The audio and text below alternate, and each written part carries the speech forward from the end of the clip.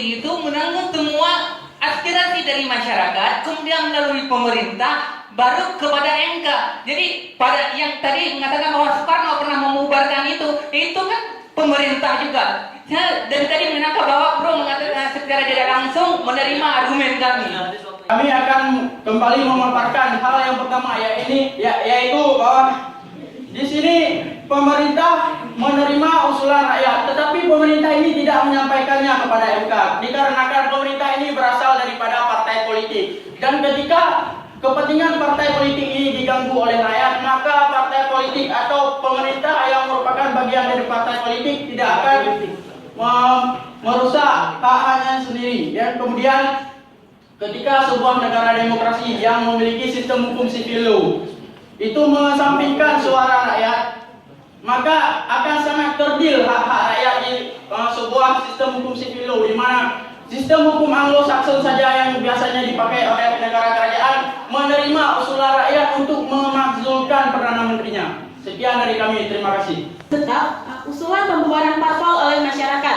Kami masih tetap kontra dengan mosi ini. Kami tetap nggak setuju kalau misalnya usulan pembubaran parpol oleh masyarakat. Kita bisa lihat bahwa kita ini negara hukum, kita punya sistem. Kita nggak bisa setiap masyarakat berhak ke MK untuk mengajukan pembubaran parpol. Kalau begitu, sebentar akan ada pertanyaan tentang parpol ini begini, parpol itu begitu, parpol itu begitu. Dan di media sosial kita ini kan negara demokrasi, iya memang demokrasi. Kita mendengar aspirasi rakyat. Artinya itulah guna pemerintah. Rakyat menyampaikan aspirasinya kepada pemerintah. Tidak semua rakyat mengetahui tentang hukum. Itu. Kalau memang begitu, setiap bahkan mungkin tim kontra saja bisa menjadi pemerintah. Kalian bisa mengusulkan tentang pembubaran parpol. Artinya begini. Kalau misalnya kita bisa melakukan mengajukan usulan pembubaran parpol, artinya kita merevisi Undang-Undang MK pasal 68. Kita ini rakyat biasa tidak bisa merevisi undang-undang. Artinya ada departemen tertentu yang bisa merevisi undang-undang. Kalau kita bisa mengajukan, kalau kita bisa mengusulkan tentang pembubaran parpol, berarti interupsi masyarakat.